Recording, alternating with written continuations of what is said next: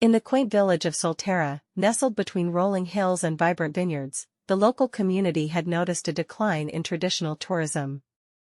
The once bustling streets and markets saw fewer visitors, as travelers seemed to seek something more than the standard tours and souvenir shops.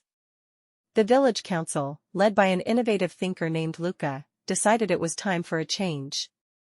They envisioned transforming Solterra into a beacon of experiential tourism, where visitors could immerse themselves deeply in the local culture and lifestyle. Luca proposed a plan to the council, outlining a series of initiatives designed to engage tourists on a more personal and emotional level. He believed that by creating experiences that stimulated the senses, evoked deep feelings, encouraged creative thinking, and facilitated genuine interaction with locals, Solterra could redefine itself as a destination for those seeking meaningful travel experiences. The first step was to revitalize the local farm